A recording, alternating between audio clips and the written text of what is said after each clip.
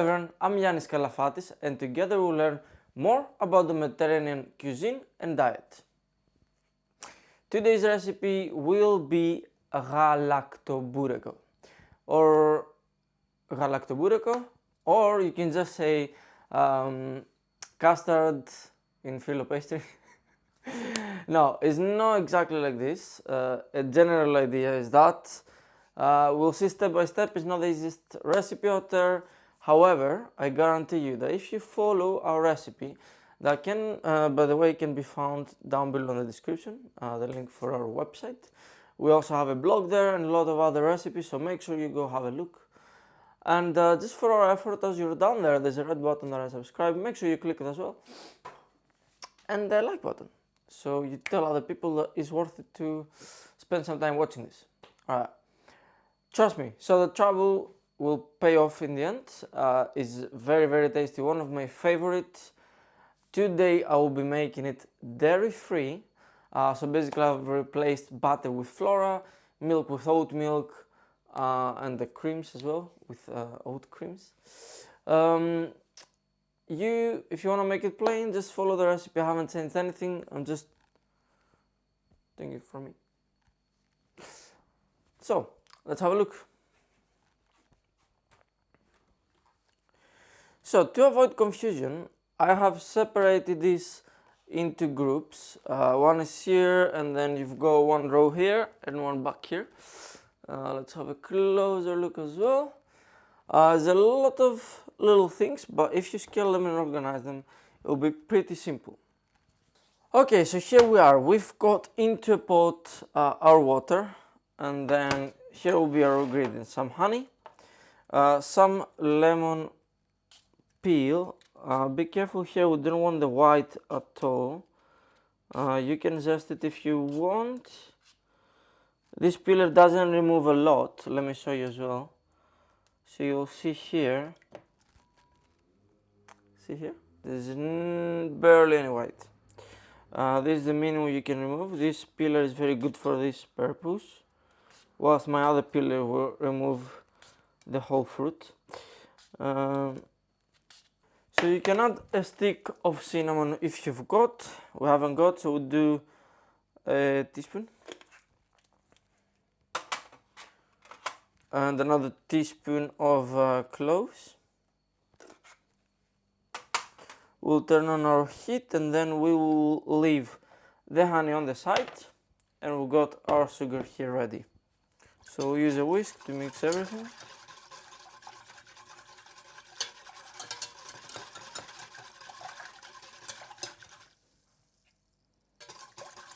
Once we mix everything, we'll add our sugar. There you go.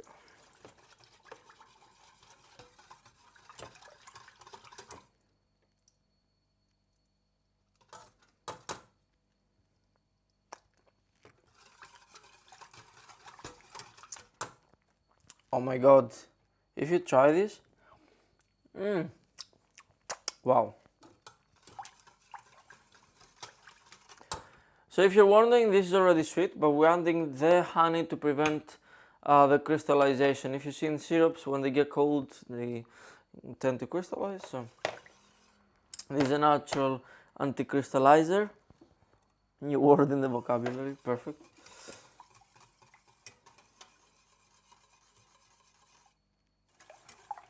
Okay, so that's enough. Actually, we don't need to bring it to boil, sorry. We just want the sugar to dissolve. And now we pulled it off. We're gonna add the honey. Now look at this Greek honey, look at the difference. I love it so much when the honey is like of good quality. There you go.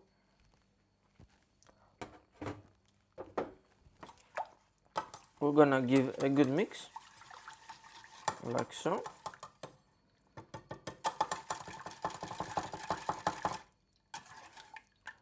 And that's it for our syrup. We'll leave it on the side, because that we will want it cold. Now we will change here to our mixer. You can use a hand mixer if you want. I wouldn't recommend if you have neither. That'll be an issue, because if you're gonna whisk it is impossible. Alright, so we will need 4 whole eggs. Actually, let me remove this for now. There you go.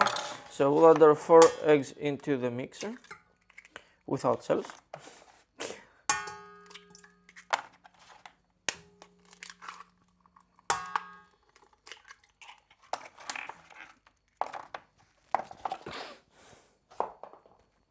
And I will add our balloon whisk attachment. And we want to mix a little bit.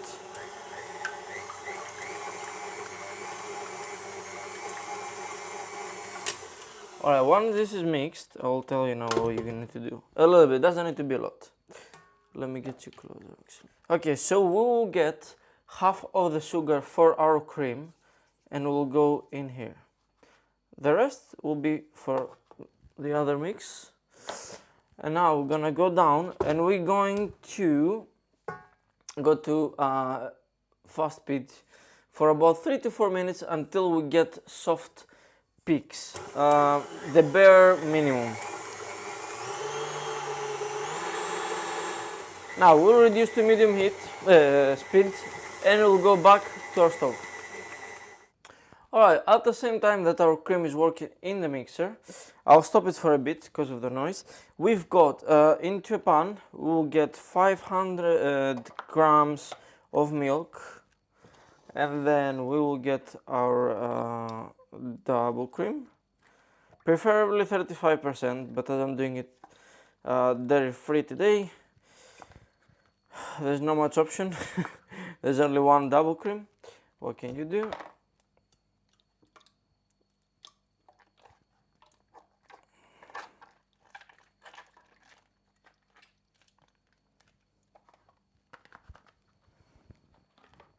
And we'll add the rest of our sugar and our vanilla.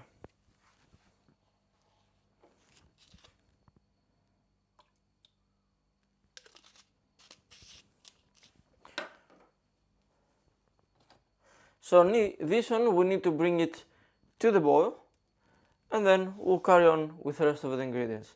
So let's go back to the mixer and see how our cream is doing. As you can see, it has started thickening up. We want it a little bit more. Now, at the meantime, I know there's a bit of noise, let me go here. You will see on the recipe Filo pastry. You can find it from the supermarket. However, make sure you keep it into the fridge because you want it as cold as possible. If it's soft, it will be really hard to spread it out and work it. It needs to stay into the fridge. And let's switch on our oven at 160 degrees and then we'll carry on with our cream.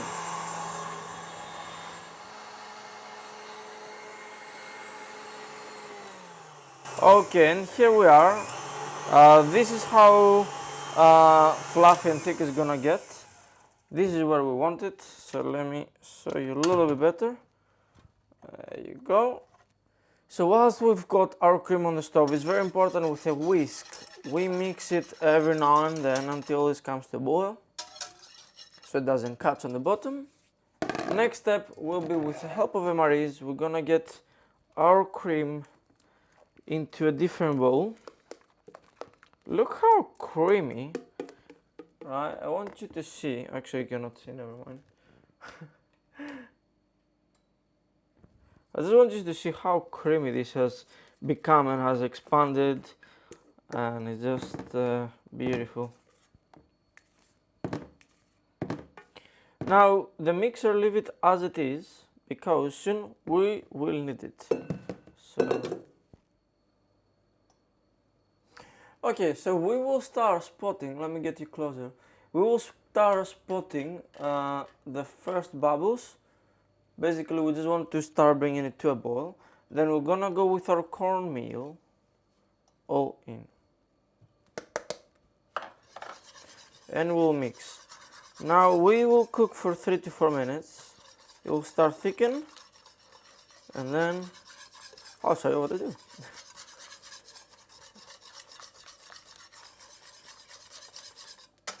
Now we need to bring it to a boil again.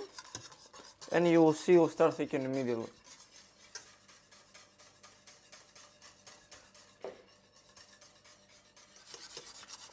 There you go, you will see it start thicken and it's hard. It start to resist. And that's right before it comes to a boil. There you go, now start boiling.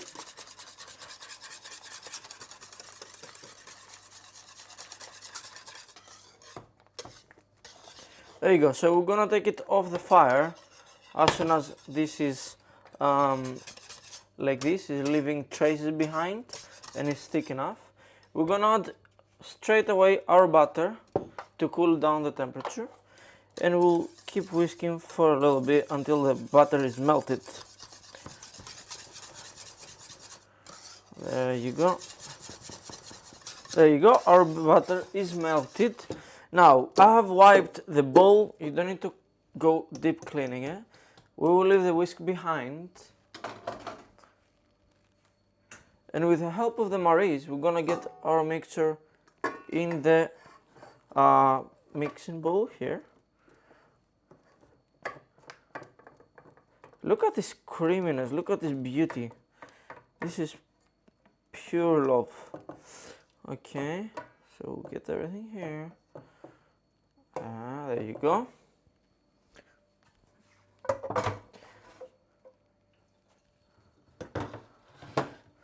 Now this is probably the coolest way to cool down our mixture. This is the main reason that we do it.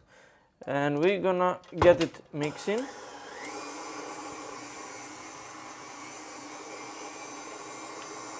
Okay, so you'll see it's super hot. We will leave it there until it's warm. When it's warm, we'll be back to mix it with the rest of the ingredients, but there will be a certain way that we're gonna do it. So leave it on medium heat until it's cooled down, and then we'll come back. Alright, so I just stopped our mixer. It has reached 45 degrees, down from 75 or 80 when I added it. Basically, you don't want it steamy or super hot or boiling or anything like that, because you have eggs here. It's a kind of meringue. So we want this warm, just so we can put our hand. Our body is 36 degrees, so 40 to 45 will be warm for us. This is the perfect thing we want. So now we will leave the balloon whisk in the sink.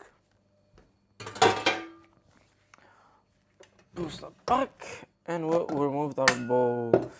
Now what we want to do is we're gonna get our mix here, step by step, slowly, and we want to fold it in. Go a little bit by little bit, not too fast, not all at once. That will give some creaminess and will make all the difference. Plus, when we go adding this mixture, we'll cool it down a little bit further, right?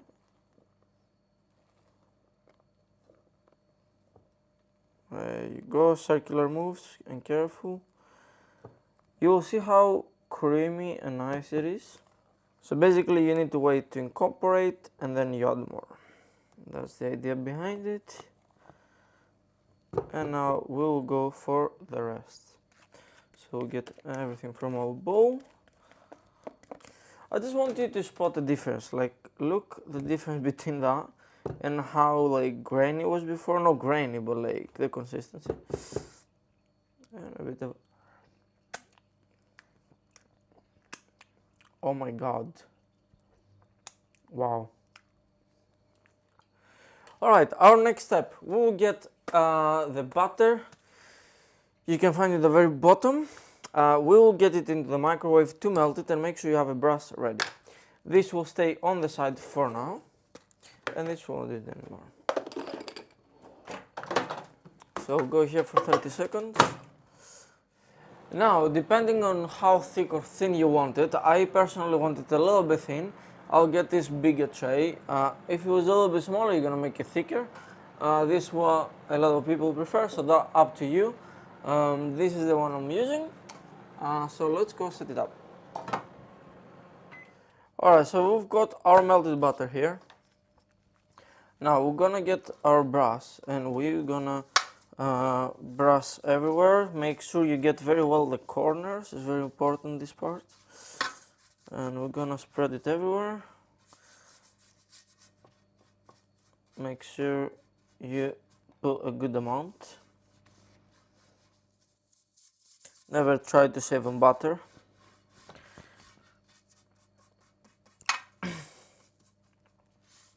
And now our Filo pastry is still in the fridge, it's very important. We're only gonna remove it now.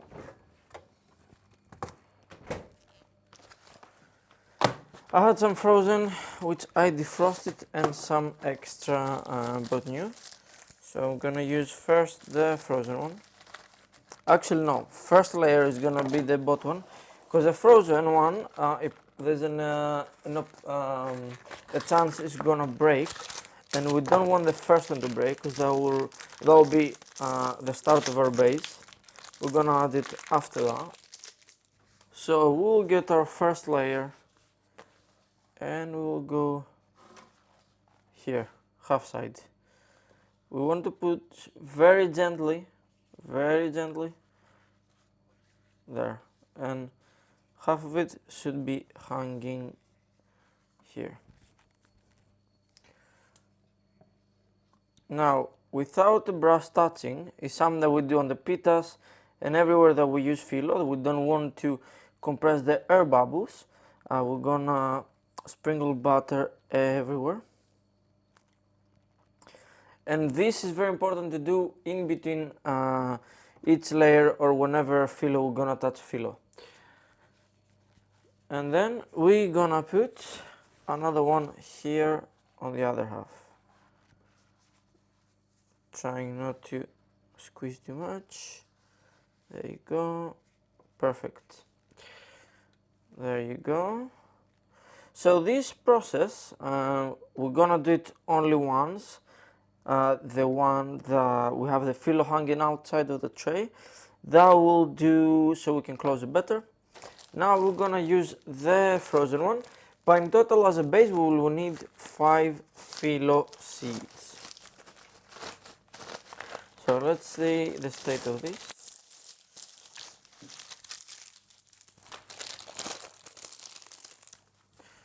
Here you are. So this was frozen. As you can see, I started crackle a bit. So that's why I recommend, if you have some frozen, it's perfectly fine to use it. But if you want to make any stick on the carton, see? Yeah, if you want to make a pie or something with Filo, I recommend having some fresh and then mix it. That way you get the best result. Okay. There you go. It's a bit dry as well. Shouldn't be this way.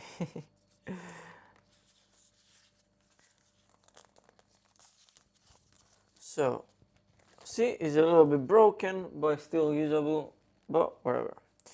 And then we're going here in the middle. Push very gently, like so, like that, and then we're gonna sprinkle. And then again, the same.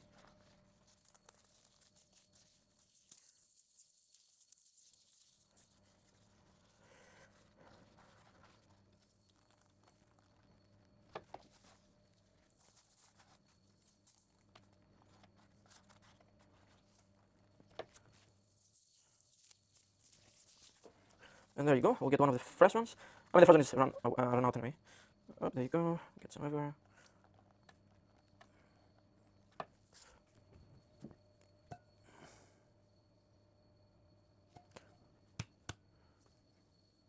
Perfect, so now we're gonna add our cream.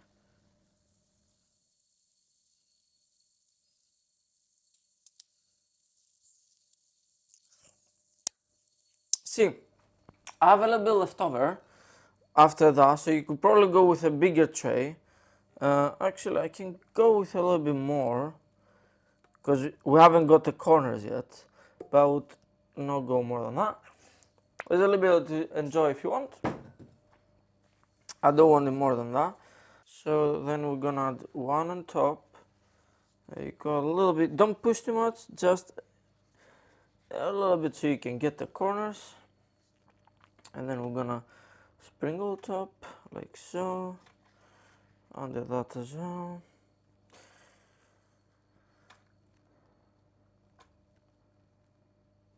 Yep.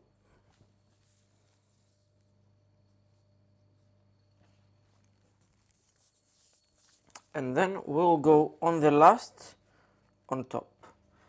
Get the corners again, and now it's gonna be a bit different. We will push and touch with the brush. Now we want to get it everywhere because it's on top. That will give a bit of color, crunchiness, etc, etc. And it's time to close it as well, so go here. If you want, actually let's go this way first. If you want, you can do a design and roll it, or that's completely up to you. Make sure you seal the corners as well. Up, up, up. There you go. And now we'll go again the same. We'll push down with our brush, that way we keep it where we want it and help it seal. There you go. Because then the filo sticks together as well. It's very important.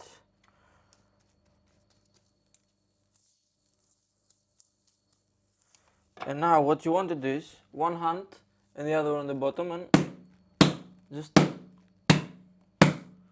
hit it a bit. There you go. All the bubbles gone, air bubbles. And then there are two more things. We're gonna get our knife and we want to just score it. You don't want to touch the bottom, just want to help ourselves be able to cut it later. There you go.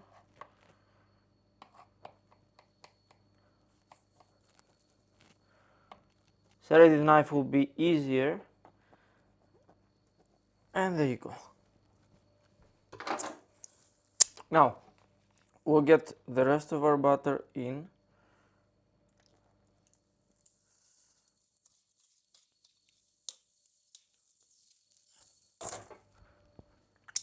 And we'll go into our preheated oven at 160 for about 1 to 1.5 hours, depends how crispy it is.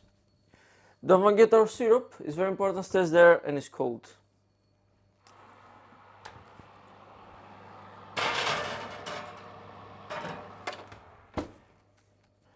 Alright, it's been a while, so overall, just to give a heads up, should be around 30 minutes to prepare everything if you're not spending time to record like I do. And now we're ready. It's been 1 hour and 15 minutes exactly in the oven. I would recommend put the timer for 1 hour and 5-10 minutes and then see how it goes, because depending on the tray you use and stuff. So it's ready. I haven't switched it off or anything. It's still going, let me show you, on purpose, because as soon as we come out of the oven, we need to go straight with the syrup in. Alright, we'll go off. I've got a sieve in my hand and then the syrup ready, which is cold, right? So,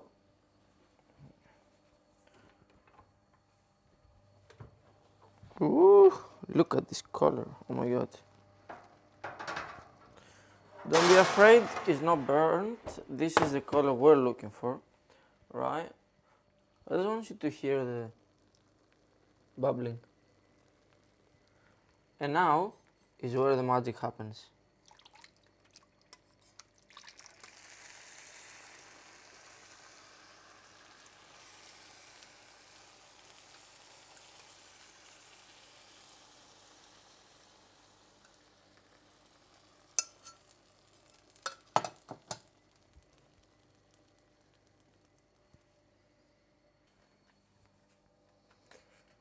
And that will be our Galaktoboureko.